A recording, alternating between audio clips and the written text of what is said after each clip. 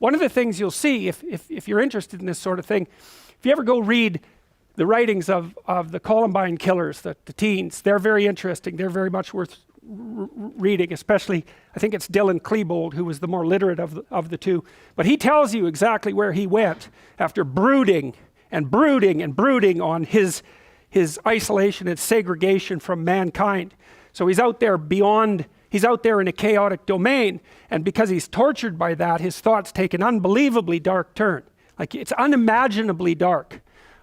If you're interested in that sort of thing, you could read that. There's another book you could read called Panzram, Panzram, and it's a fascinating book. It's about this guy who, I think he raped 1,200 men. So that sort of tells you what sort of guy he was. Extraordinarily physically powerful and brutal and malevolent. And he was kind of a juvenile delinquent type, and they put him in a reform school, and he was not well treated in that reform school. It's sort of like the worst of the Canadian residential schools. And when he came out, he was not a happy boy. And so he spent the rest of his life trying to be as destructive as he could possibly imagine, and purely, consciously, with malevolent intent. And then, and believe me, he was pretty destructive. He kept track of the dollar value of all the buildings he burned down. He tried to start a war between Britain and the United States. Like, he was all out for all-out mayhem. His dying words that they're going to hang him, he told the guy who was going to hang him, he said, "Hurry up, you Hoosier bastard. I could kill 12 men in the time it takes you to hang me." And that's exactly the sort of person he was. And he made friends with this physician in the prison, who he thought was like the first person who ever did something nice for him, gave him $1 for cigarettes, if I remember correctly, and the physician encouraged him to write his autobiography.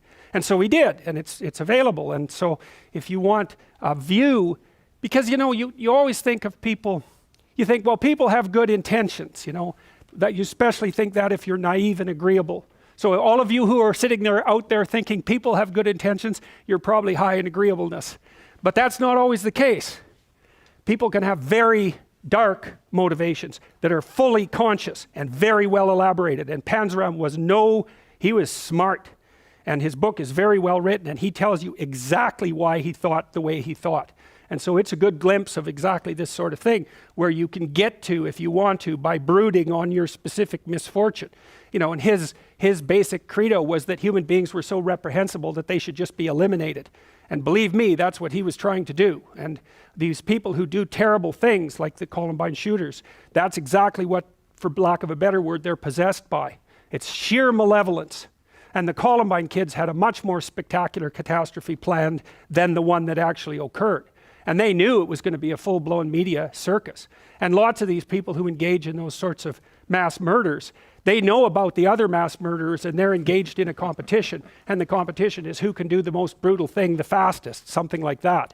So you can't just be thinking about people who have good intentions but have somehow gone wrong.